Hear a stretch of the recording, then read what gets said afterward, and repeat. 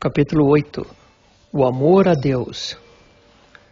A partir da trepadeira de Bhakti, a qual primeiramente fez botarem 2 folhas durante Sadhana Bhakti, como discutido no capítulo 2 desta obra, nasceram as flores de Bhava, ao redor das quais reluzem agora delicadas e luminosas folhas conhecidas como Anubhavas, sintomas de êxtase.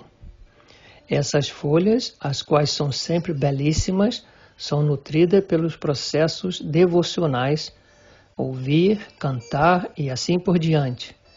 Essas folhas, tendo formado a flor de Bhava, por fim fazem com que os botões se amadureceram nos frutos nectários de Prema. No entanto, o que é mais embasbacante acerca da trepadeira de Bhakti é que, embora suas folhas, botões, flores e frutos amadureçam de forma sucessiva, eles não abandonam suas formas originais. Juntos, eles fulguram de maneira sempre novas em contribuição à beleza de toda a trepadeira. Com o desabrochar de Prema, maravilhosas mudanças ocorrem. A consciência do devoto, fortemente presa pelas cordas do apego à família imediata, aos demais parentes, à casa e à propriedade em geral, é agora inspirada por Prema, a livrar-se de todo esse apego. Por meio de seu inerente poder, Prema transforma essas emoções materiais em elementos espirituais bem-aventurados, como o próprio Prema, como se o submergisse todos em um profundo poço de um néctar transformador. Assim como a pedra filosofal transforma os objetos ordinários em pedras preciosas tocando-os. Uma vez que todos os apegos materiais estão espiritualizados, com as cordas do apego espiritual, Prema ata as emoções espiritualizadas à doçura do nome, da forma e das qualidades do Senhor. Sandrananda e Sri Krishna Karsini. Prema manifesta seu brilho desta maneira e imediatamente ofusca todos os ideais materiais, Dharma, Artha, Kama e Moksha. Assim como o sol ofusca toda a constelação antes visível no céu. O suco nectário que vem dessa fruta chamada Prema tem a qualidade essencial de enebrir aquele que o bebe com imensurável bem-aventurança, Sandrananda, enquanto que sua propriedade nutricional de destaque é seu poder de atrair o próprio Krishna, Sri Krishna Karsini. Como decorrência desses 2 efeitos, o devoto que começa a experimentar este suco nectário não se importa com obstáculo algum. Na verdade, sequer considera que algo é ou possa vir a ser um obstáculo. Ele se torna um cavaleiro destemido, vestido da mais forte armadura, confiante de sua vitória a todo momento. Sua mente se absorve tão imensamente no desejo por Krishna, do qual a de um ladrão ambicioso, ansiando por um grande tesouro situado em algum lugar, que o devoto é roubado de todo sentido de autoconsciência e razão. Com efeito, a avidez do devoto pelo Senhor é como uma fome insaciável, que permanece insatisfeita mesmo após se servir de ilimitadas variedades de saborosíssimas preparações continuamente, dia e noite. O Prema que existe no devoto, o receptáculo de Prema, é deveras surpreendente pelo fato de que ele, mesmo com a mais leve intensificação, perfura o devoto como uma longa flecha na forma da ansiedade de o devoto desejar a todo momento uma audiência direta com o Senhor. E ao mesmo tempo, essa flecha que se torna para o devoto portadora da paz de 1000 luares ante o eventualmente acessível saborear da forma, das qualidades e da doçura do Senhor, não livra o devoto de sua insatisfação. Embora pareça impossível que esses opostos coexistam em uma pessoa, o magnífico Prema escolhe o devoto puro em quem manifestará esta maravilha. O desejo do devoto puro nutre sua frustração em relação a tudo em geral. Relações com amigos, parentes domésticos e com parentes externos perdem o sentido e assemelham-se a poços secos.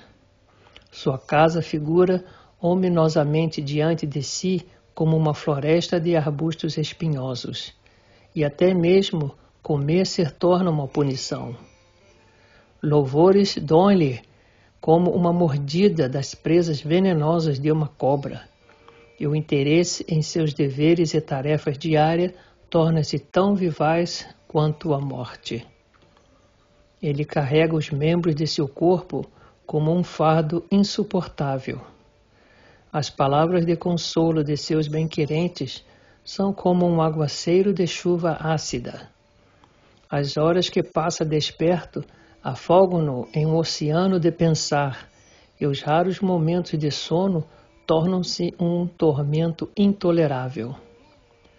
Viver torna-se um peso de culpa, como ser o objeto do castigo da providência.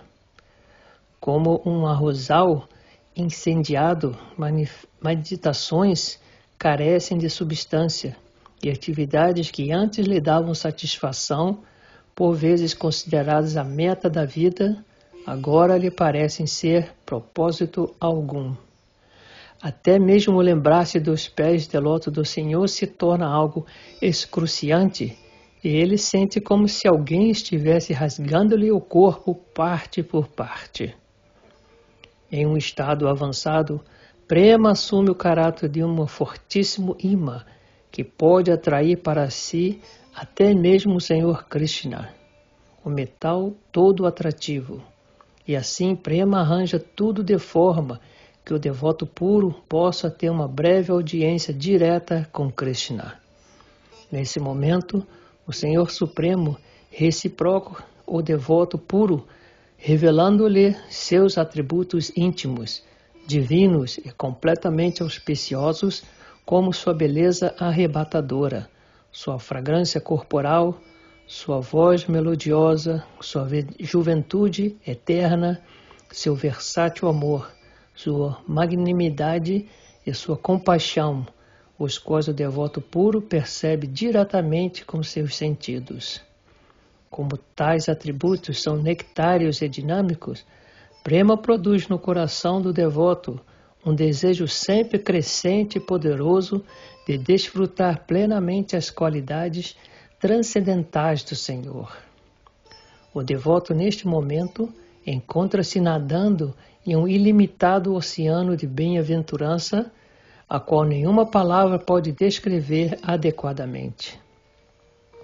Às vezes se compara a exultação de um devoto experienciando Prema a um viajante que, após cruzar dolorosamente um escaldante deserto de areia no auge do verão, encontra um oásis com um gorgolejante riacho sob a sombra de uma enorme figueira de Bengala. Às vezes se compara a bem-aventurança de Prema à felicidade experimentada por um elefante selvagem que, após longos dias preso em uma floresta em chamas, é repentinamente encharcado por chuvas torrenciais. Às vezes, utiliza-se a comparação de um homem acostumado a comer pratos saborosos que, após muitos dias de doença, tomando remédios amargos e comendo apenas de maneira frugal, recebe o néctar da imortalidade, restabelece sua condição saudável e se serve de um banquete oferecido a ele gratuitamente. Apesar de estas comparações propiciarem uma ideia do estágio de júbilo do devoto em Prema, nenhuma o faz verdadeiramente ou a contento, haja vista que semelhante júbilo jamais é comparável à felicidade material. A felicidade material e a felicidade espiritual são completamente diferentes uma da outra por natureza. A felicidade material é oriunda de Maya Shakti, a potência ilusória, ao passo que a bem-aventurança do devoto se origina diretamente da potência espiritual interna do Senhor, Swarupa Shakti. Como o Senhor se revela ao Prema Bhakta. Quando o Prema floresce, o Senhor primeiramente revela aos olhos do embevecido devoto sua irrivalizável beleza, Saudharya. Em virtude da doçura dessa beleza, todos os sentidos e a mente adotam a qualidade dos olhos, e o devoto contempla a forma do Senhor com todos os seus sentidos. Isso, entretanto, é demasiado intenso devido ao que o devoto experimenta os sintomas estáticos, começando com paralisação, tremor e derramamento de lágrimas. Tais manifestações estáticas impedem que o devoto veja o Senhor. Não apenas isso, mas seu regozijo faz com que perca a consciência. Vendo a condição do devoto, o Senhor, a fim de consolá-lo, manifesta então seu segundo atributo ambrosíaco, sua fragrância corpórea, a qual imediatamente rouba o olfato do devoto. Nesse momento, todos os sentidos do devoto se recolhem do sentido da visão e correm de sorte a se centrarem no sentido olfativo. Este evento sobrepuja o devoto e, mais uma vez, o intenso júbilo faz com que desfaleça ao chão. Krishna mais uma vez resgata o devoto e desta vez o Senhor o revive com sua melodiosa voz. Meu querido devoto, sou agora teu prisioneiro, completamente sob o teu controle. Não te deixes se sobrepujar, apenas perceba-me e satisfaz o desejo de teu coração. Todos os sentidos se tornam como os ouvidos a fim de ouvir e pela terceira vez o devoto desmaia em decorrência de ser incapaz de conter seu êxtase. Tal como antes, logo após o devoto desfalecer em indescritível exaltação, o Senhor regata-lhe, desta vez revelando suas versáteis trocas amorosas. O devoto no humor de servidão, ele revive acomodando seus pés de lótus sob sua cabeça. Aquele no humor de amizade, ele o faz segurando-lhe a mão, entremesclando seus dedos aos do devotos. Aquele no humor de afeição parental, ele o faz enxugando-lhe as lágrimas com suas próprias mãos. E aquele no humor conjugal, ele recompensa abraçando-lhe contra seu peito. Todos os sentidos devotos tornam-se tato para esta experiência, após o qual o devoto desmaia pela quarta vez, caindo ele em profunda inconsciência. Krishna então restabelece o devoto, dando-lhe o mais saboroso néctar dos remanentes mascados pessoalmente pela boca do Senhor e misturado à sua saliva.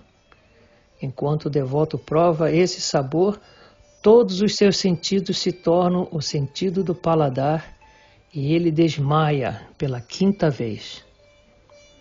Este desfalecimento venturoso é tão profundo que o Senhor precisa revivê-lo, concedendo-lhe sua audária, generosidade. Audária, o sexto atributo transcendental do Senhor, refere-se ao estado na qual todos os atributos transcendentais do Senhor são de uma única vez forçados sobre os conglomerados sentidos do devoto. Neste momento, Prema, que compreende a vontade do Senhor, intensifica-se ao extremo e há um correspondente aumento extremo na ânsia. Esse prema preside então como uma lua sobre o oceano de bem-aventurança, fazendo com que esta cresça, parecendo recolher-se. Então, prema arrasa o coração do devoto com um tumulto de milhares de ondas. Prema em seguida instala-se na mente do devoto com sua deidade, como sua deidade guardiã, reparando e reconstruindo o eu interno do devoto. Prema irradia sua energia de audária de tal maneira que o devoto é capaz de desfrutar sem qualquer impedimento todas as qualidades transcendentais do Senhor. Não se deve pensar que o devoto não será capaz de experimentar plenamente todos os sabores em virtude de que a grande quantia deles talvez cause diluição dos sabores. Isto porque todos os sentidos obtêm a qualidade inconcebível, embasbacante e extraordinária de realizar as funções de todos os outros sentidos a fim de apreciar as várias qualidades do Senhor. Deste modo, eles podem experimentar com grande intensidade o sabor. Estes tópicos transcendentais situam-se além da jurisdição mundana. Os Upanishads confirmam isso. Achincha kalu ye bhava natam tarkena yo jaye. Temas espirituais são inconcebíveis à mente. Logo, se situa além do reino do pensamento e dos argumentos mundanos. O devoto puro fica ávido por desfrutar todos de uma vez, cada um dos sublimes atributos do Senhor, como sua requintada beleza. Contudo, assim como um passarinho chataka é incapaz de beber com seu bico todas as gotas de uma chuva, independentemente de quanto queira, o devoto se vê desamparado em sua tentativa de conter em si todas as opulências do Senhor a inundarem seus sentidos. Vendo a situação crítica do devoto, o Senhor pensa: seria tal confusão o propósito de minha irrivalizável beleza? Então, ele exibe sua sétima opulência, de nome Karunya, compaixão. Esta opulência é a diretora de todos os outros atributos. É ela quem é entronada na corola do lótus de 8 pétalas, que constitui as potências Vimala, Utkarsini, Jnana, Kriya, Yoga, Pravi, Satya e Ishana, conhecidas coletivamente como Swarupa Shakti, ou a potência interna do Senhor. Bhakta Vatsalya e o Prema Bhakta. Essa nona opulência do Senhor, Karunya, também é conhecida como Anugraha, misericórdia. Ela manifesta-se nos olhos do Senhor em brilhos variados. Audácia Bhakta, ela é a compaixão. O Vatsalya Bhakta, ela é a meiguice filial. E a Madhurya Bhakta é o magnético poder de derreter o coração. Deste modo, ela aparece nas diferentes disposições amorosas dos devotos. A Kripa Shakti, a potência de misericórdia do Senhor, induz a todo penetrante Isha Shakti, o desejo independente a alcançar as almas pecaminosas e criar nelas Raga, variedade emocional. A influência de Isha Shakti maravilha até mesmo os grandes Atmaramas, ou indivíduos autossatisfeitos, e leva-os às alturas do esplendor espiritual. Com efeito, é mais uma vez Kripa Shakti de Krishna que traz à luz o magnânimo atributo do Senhor chamado Bhakta Vatsalya, definido como um sentimento de afeição tão intenso pelo devoto que faz com que o Senhor se subordine ao devoto. O discurso da Mãe Terra, no primeiro canto do Srimad Bhagavata, 1.16, 26 a 29, é muito elucidativo e revela que as excelências do Senhor, como sua veracidade, sua pureza e assim por diante, são todos auspiciosas e transcendentais e que agem sob as diretrizes recebidas da Kripa Shakti.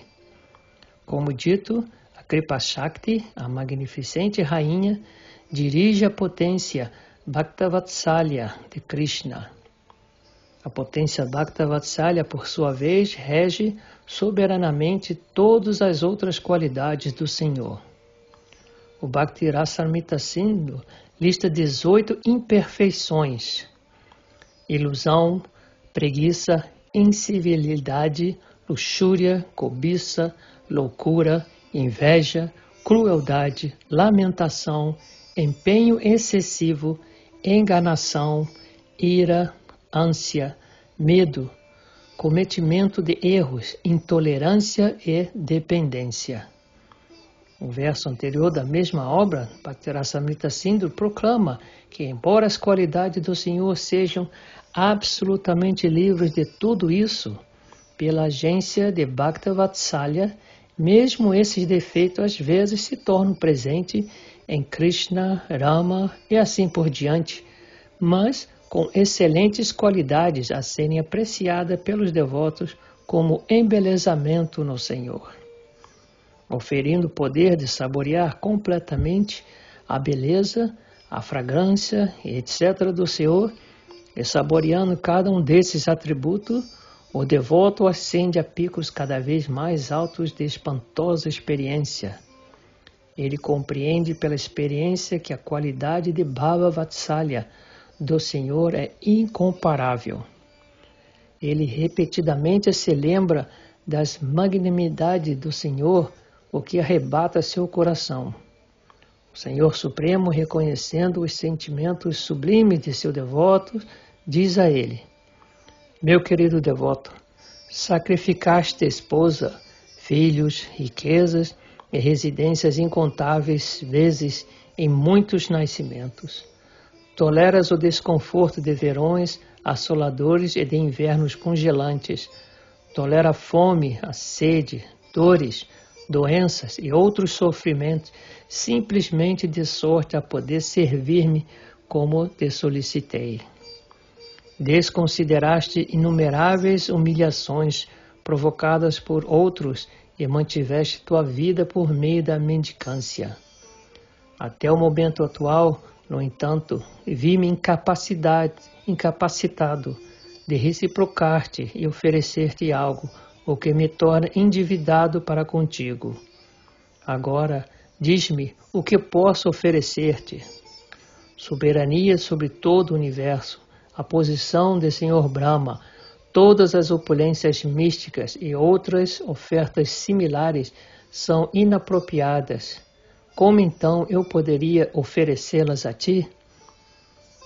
É condizente como um cavalheiro oferecer grama e palha, artigos próprios para o desfruto de animais, a um ser humano? Considerando tudo isso, ofereço-me a ti. Embora eu seja inconquistável e de impossível dominação, fui vencido por ti e sou agora propriedade tua.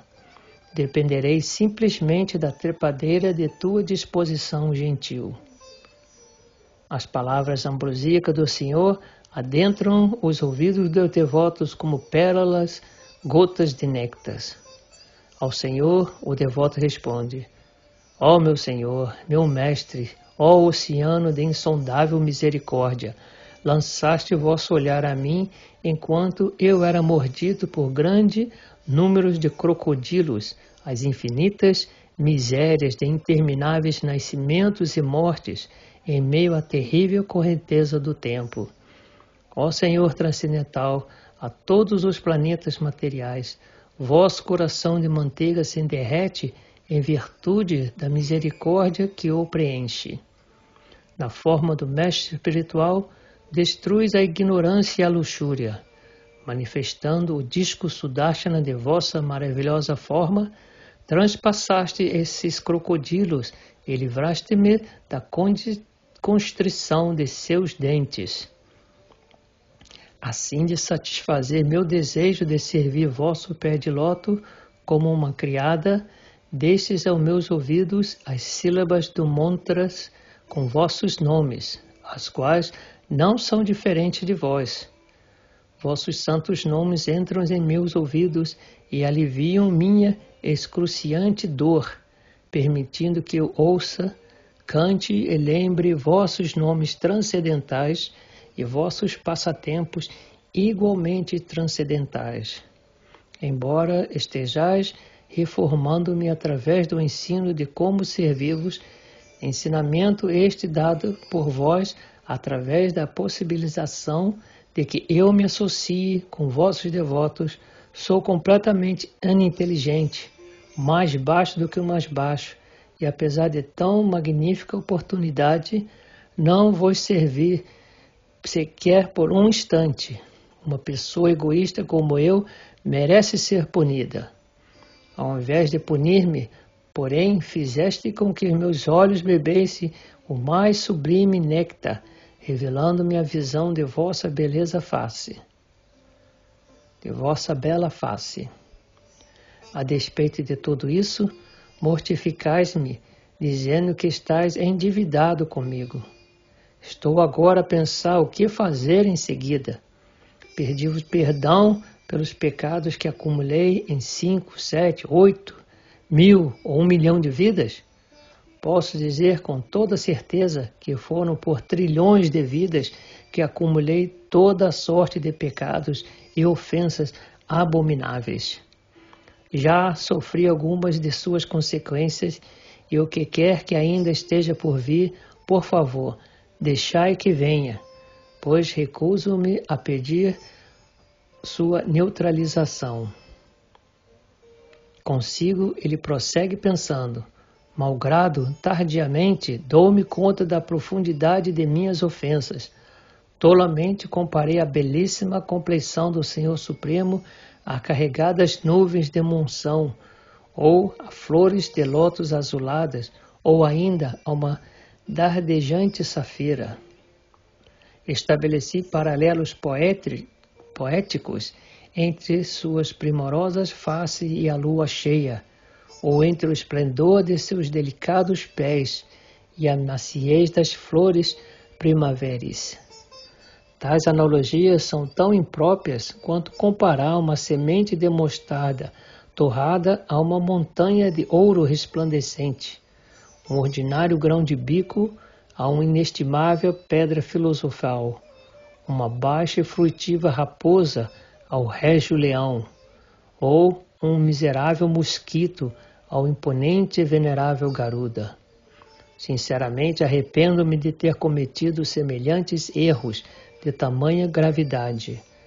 Assim, procedi naquele tempo que julgava que minha glorificação ao Senhor era deveras poética, mas, após ver a opulência da sublime e amável forma transcendental do Senhor, não atreverei permitir que minhas palavras, semelhantes a uma vaca desgovernada e impaciente, ataquem a trepadeira da beleza do Senhor com os dentes da comparação insensata. A epifania do séquito e da parafernália do Senhor. Essas palavras de interminável remorso e lamentação fluem livremente a partir do devoto, o que agrada o Senhor imensamente. O Senhor, em reciprocidade ao humor preyasi, revela tudo imbuído de excelente raça, tudo que é favorável e necessário para a relação em particular do devoto com o Senhor. Shri Vrindavana, o Mahayoga Pita, que é tal qual uma árvore dos desejos. Lá, o devoto vê Krishna com sua mais amada Gopi, Srimati Radharani, a filha do rei Vrishabhanu. O casal divino é visto rodeado por Lalita Devi e outras amigas e também pelas jovialíssimas Manjaris. Subhala e os outros amigos de Krishna também estão presentes, assim como as vacas que Krishna mantém. o rio de Yamuna, a colina de Govardhana e florestas como Bandhira. Na colina Nandisvara encontram-se o pai e a mãe de Krishna, Nanda Maharaj e Yashoda Devi. O devoto vê ainda o irmão de Krishna, Baladeva, bem como todas as mães, pais, irmãos e amigos e servos, todos os residentes de Vraja, após ter afogado o devoto em encantadoras e gigantescas ondas de incomparável bem-aventurança, o Senhor, juntamente com seu séquito, desaparece de sua visão. A conduta pós-epifana e o alongamento de meta última. Após alguns instantes, o devoto recobra em alguma extensão a consciência de si mesmo e das coisas ao seu redor. Embora lance seu olhar agitado em todas as direções, constata a ausência de seu amado Senhor e chora devido à saudade. Enquanto rolam por seu rosto incontáveis lágrimas, ele pondera confuso. Foi isso um mero sonho? Não pode ter sido um sonho, pois não há em mim sonolência, tampouco meus olhos revelam algum sinal de que eu estava dormindo. Então, foi isso algo criado pelos poderes místicos de alguém? Isso não é plausível, porque uma ilusão jamais pode permitir a experimentação de verdadeira bem-aventurança. Talvez tenha sido uma alucinação, um erro da mente. Também não pode ser verdade. Do contrário, eu estaria inquieto e sentindo meu coração vazio. Acaso terá sido tal experiência algo produto da imaginação? Não, foi algo inimaginável, além de qualquer capacidade imaginativa. Foi isso um encontro momentâneo com o Senhor? Uma visão repentina nos olhos da mente em consequência de extrema felicidade? Não é possível, pois foi algo completamente diferente de todas as visões que já experimentei do Senhor e posso me lembrar. Assim, acomedido pela incerteza, o devoto joga-se ao chão e rola pela poeira de um lado para o outro. Algumas vezes, interrompendo seu rolamento, ele suplica ao Senhor que lhe permita a repetição da mesma experiência. Ante o não aparecimento do Senhor, é tomado de aflição e novamente se coloca a rolar pelo chão e a machucar seu corpo. Por fim, o devoto perde a consciência e entra em coma estático. Transcorrido algum tempo, ele desperta, pula, senta ou pranteia incessantemente, enquanto, tal como um louco, põe-se a gemer. Então, muito de repente, o devoto interrompe todas as suas atividades e se recolhe em um grave silêncio. Em outras ocasiões, o devoto aflito negligencia todos os seus deveres religiosos e de outra natureza, comportando-se caprichosa e despreocupantemente. Então, mais uma vez, e sem razão aparente, começa a falar de modo ilógico, como fazem aqueles possuídos por fantasmas. Há um devoto amigo que acaso se aproxime dele, indagando-lhe em confidência sobre sua condição, ele explica o que experienciou. Seu amigo, tentando apaziguá-lo, esclarece: Meu amigo, tua imensa boa fortuna permitiu que te encontrasse diretamente com o Senhor. Satisfeito com a explicação, por algum tempo ele se acalma e retoma sua compostura. O fulgor de sua felicidade, em seguida, mais uma vez, dá espaço para a lamentação. Mas, ai de mim, novamente contemplarei seu rosto galhardo. No instante seguinte, ele afunda-se em arrebatador desalento e grita enquanto chora: Quão desafortunado sou! Pela graça de um devoto puro e iluminado, pude ver a divina e bela forma do Senhor. Porém, Uma montanha de infortúnio impediu-me de prestar-lhe mesmo o menor serviço devocional. O repentino aparecimento do Senhor diante de mim foi certamente devido a alguma soma incalculável de piedade, mas devido a ofensas imensuráveis e atrozes, agora o perdi de minha visão. Ou o devoto desolado pensa: Krishna é tão misericordioso que me presenteou com sua audiência direta. Não obstante eu seja um insignificante grão de poeira, flutuando sobre um oceano de má qualidades. Sua misericórdia é imotivada, daí ter aparecido perante mim. Foi em virtude de alguma boa fortuna inimaginável que o ilimitado oceano esteve por alguns momentos sobre a palma de minha mão. Mas ai de mim, meus terríveis defeitos forçaram o desaparecimento desse oceano. Sem vida, sem inteligência, não posso determinar a verdade do que aconteceu. Toda experiência me confunde e me deixa tal qual um tolo. Para onde posso ir? O que devo fazer? A quem devo me dirigir em busca de respostas? Sinto o mundo esvaziado, vazio de companheiros, amigos ou entes queridos. Um planeta destituído de santuários, sequer um santuário. Um mundo envolto nas chamas de um revolto incêndio florestal, ávido por devorar-me. Sob tais circunstâncias, melhor por algum tempo recolher-me a um lugar solitário. Enquanto nem mesmo um retiro calmo e silencioso lhe conceda tranquilidade, ele chama pelo Senhor. Ó meu Mestre Supremo, meu belíssimo Senhor, vosso rosto é como um lótus florescente. Ó reservatório de divino néctar, todos em Vrindavana estão inebriados e agitados diante da fragrância de vosso corpo transcendental. A dançante guirlanda de flores silvestres ao redor de vosso pescoço está atraindo os abelhões e fazendo com que azoneiem inquietamente ao redor da mesma. O que faço para ter a visão, mesmo que de relance, de vossa charmosa face? Apenas uma vez gozei do néctar de vossa augusta beleza. Ser-me-á possível novamente saborear essa deleitosa ambrosia? Humildemente imploro que vos revelais a mim. Tendo dito estas palavras, o devoto coloca-se a rolar pelo chão e a suspirar. Algumas vezes, em um estado estático de inconsciência, cai desmaiado ao chão.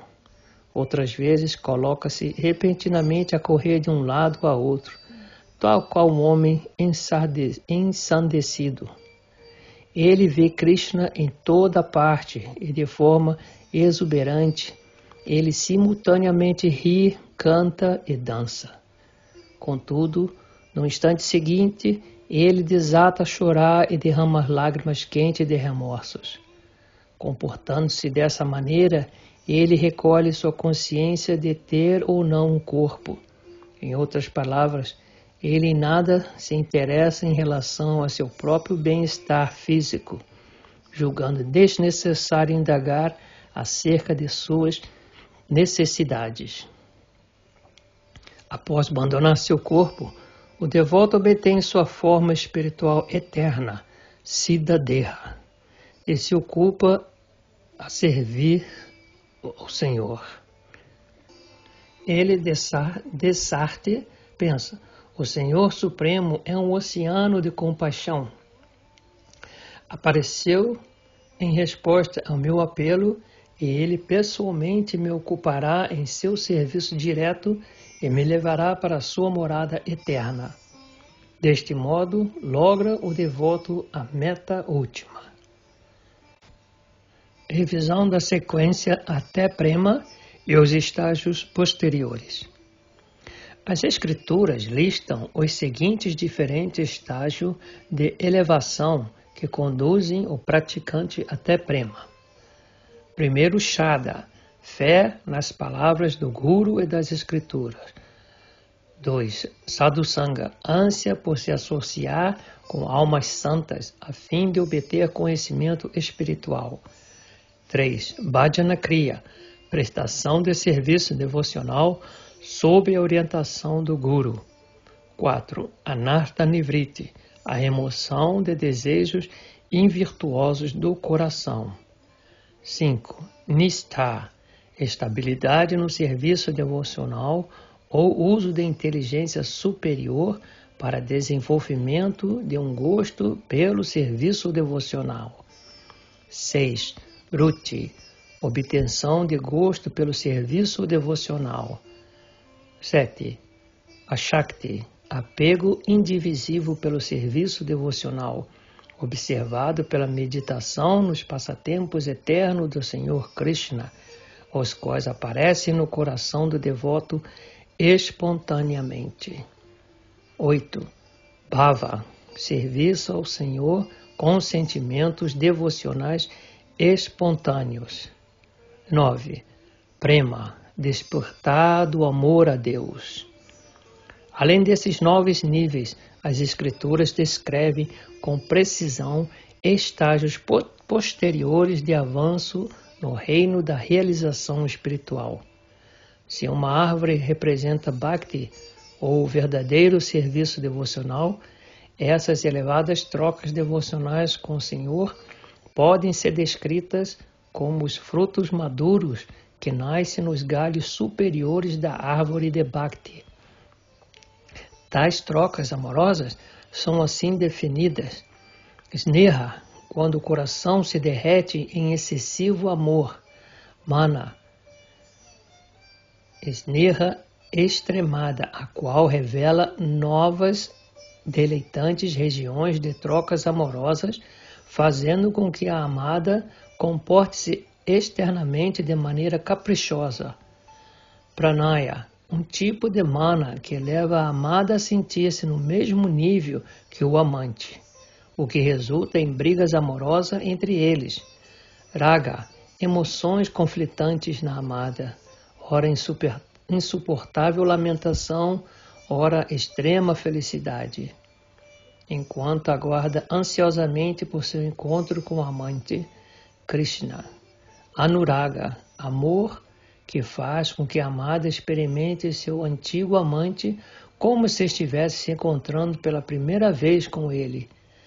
Mahabhava, a mais elevada expressão de amor, com toda sua diversidade e complexidade, a qual não se encontra em nenhuma das outras trocas amorosas.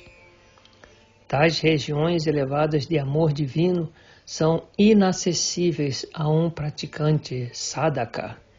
Ele não é capaz de gerar e absorver-se nas contraditórias emoções geradas internamente pelo amor espiritual puro, em virtude do que detalhes de tais tópicos foram deliberadamente não descritos. Citações escriturais. Ruti, Ashakti, Bhava e Prema, que podem ser experienciados, já foram descritos. Citações escriturais, contudo, não foram fornecidas a fim de que não se criasse um obstáculo na compreensão desses estados. Elas são fornecidas agora. Este verso descreve Ruti. Tasmin tada labda ruti maha mate.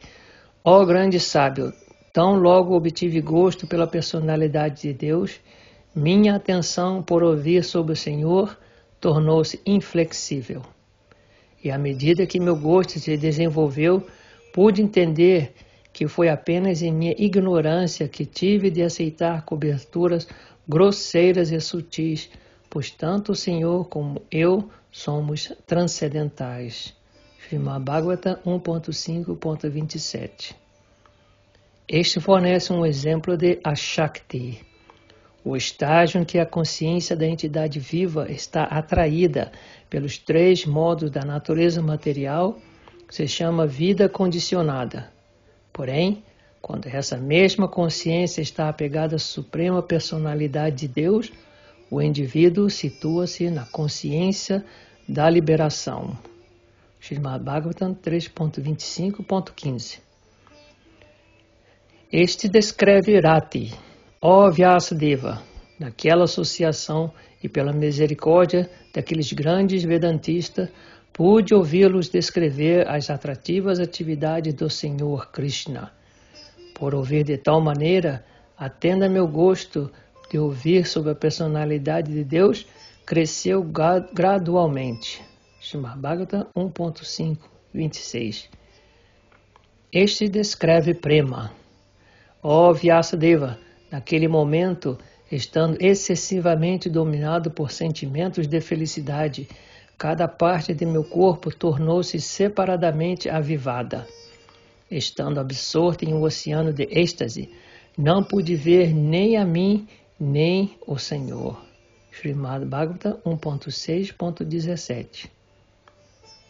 Este verso descreve como Ruti age. Tasmin Mahan Mukharita Madhubik Charitra.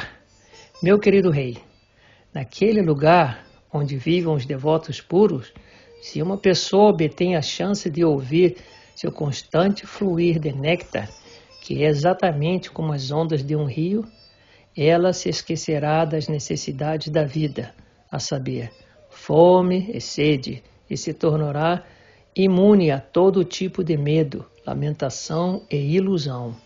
Srimad Bhagavatam 4.29.40. Como a Shakti influencia o devoto é descrito neste verso. Os transcendentais aparecimentos, atividades e o nome do Senhor Supremo, aquele que segurou alto a roda de Kadriga, tem de ser glorificado e ouvido pelos santos viajeiros que não têm apegos materiais. Srimad Bhagavatam 11.2.39. A seguinte evidência descreve como o indivíduo deve perceber Rati. Ó Brahmanas, assim como um pedaço de ferro atraído por um ímã se move automaticamente em direção ao magneto, a minha consciência, tendo sido mudada por sua vontade, está atraída pelo Senhor Vishnu, aquele que porta um disco em sua mão. Eu, deste modo, não tenho independência alguma. Srimad Bhagavatam 7.5.14. Sintomas de prema são descritos aqui. O devoto alcança o venturoso estágio de prema, fazendo o voto de cantar incessantemente o santo nome de seu mais amado Senhor. O êxtase de prema derrete seu coração e ele ri, chora, inquieta-se, canta e dança como um louco, alheio a tudo e a todos ao seu redor. Srimad Bhagavatam 11.2.40. O seguinte verso descreve Spruti, a epifania ou visão momentânea do Senhor. O Senhor Supremo Shri Krishna, cujas glórias e atividades são prazerosas de ouvir, imediatamente aparece no assento de meu coração como ser chamado. Tão logo começa a cantar suas sagradas atividades. Srimad Bhagavatam 1.6.33. Este verso discute os encontros diretos com o Senhor. Ó minha mãe, meus devotos sempre veem a face sorridente de minha forma, com olhos como o sol nascente da manhã. Eles gostam de ver minhas várias formas transcendentais, que são todas benevolentes, e eles também conversam favoravelmente comigo. Srimad Bhagavatam 3.25.35. O seguinte verso descreve a condição do devoto depois que ele vê o Senhor face a face.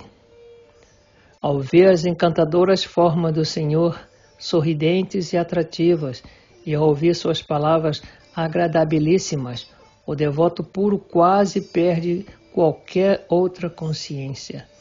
Seus sentidos se livram de todas as ocupações e ele se absorve em serviço devocional. Assim, a despeito de sua relutância, ele obtém a liberação sem esforço separado. Srimad Bhagavatam 3.25.36. Por fim, assim como um bêbado não percebe se está vestido seu casaco ou sua camisa, aquele que é perfeito em autorrealização e que destarte obteve sua identidade eterna, não percebe se seu corpo temporário está sentado ou de pé.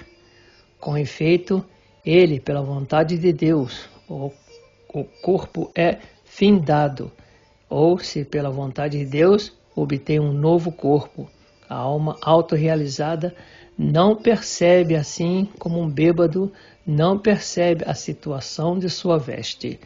Srimad Bhagavatam 11.13-36. Espiritualização de eu e meu e os estágios de meditação. Sou seguidor do Senhor, sou servo do Senhor, cabe-me servir ao Senhor e os associados do Senhor. Ele que é um oceano de doçura com sua forma, suas qualidades e seus passatempos. Quando alguém pensa desta forma, identificando-se como servo do Senhor e tomando o Senhor juntamente com seus associados como objeto de posse, isso se chama prema. Prema é desse modo distinta, tanto do condicionamento quanto da liberação, e é apropriadamente tratada como a joia de todas as metas humanas. Existe uma ordem de desenvolvimento no concernente a isso. Quando o aspecto materialista de eu e meu, ahanta e mamata, é extremamente arraigado, o indivíduo permanece fixo no ciclo de nascimentos e morte. Quando uma partícula de fé, por boa fortuna, nasce e o indivíduo considera servir o Senhor como Vaishnava, o aspecto materialista torna-se ligeiramente espiritualizado e a diva se qualifica para o serviço devocional. No estágio de sadhusanga, a espiritualização se torna mais condensada e seus apegos materiais permanecem absolutos. No estado de anistita, bhajana kriya, a espiritualização de eu e meu é específica, localizada em um lugar, enquanto que o aspecto material continua com força total. No estágio de nistha, a espiritualização se torna detectável em muitos lugares, embora a influência materialista ainda seja proeminente. No estágio de ruti, a espiritualização de eu e meu se torna dominante, beirando a plenitude. E o conceito materialista de eu e meu fica localizado em certas questões. No estágio de asakti, o aspecto espiritual de eu e meu se torna completo e o aspecto material se torna um vestígio. No estágio de bhava, o aspecto espiritual se torna pleno e o aspecto material se torna menos do que um vestígio. No estágio de prema, o aspecto espiritual se torna extremamente intenso e o aspecto material fica completamente ausente. No estágio de bhajana kriya, a meditação no Senhor é momentânea e com rastro de tópicos materiais. No estágio de meditação nistha, há traços de outros tópicos. No estágio de ruti, outros tópicos estão ausentes e a meditação é duradoura. No estágio de asakti, a meditação se torna muito profunda. Durante bhava, a meditação é marcada pela visão do Senhor. No estágio de prema, em contraste com apenas ver o Senhor, há associação direta com o Senhor. Encerramento. As carregadas nuvens ergueram a raça do oceano de doçura personificada, Shri Krishna Chaitanya Mahaprabhu. Por essas doces nuvens, satisfazer o mundo sedento mediante a distribuição de tal raça inigualável. E assim termina a leitura de Madhurya Kadambini.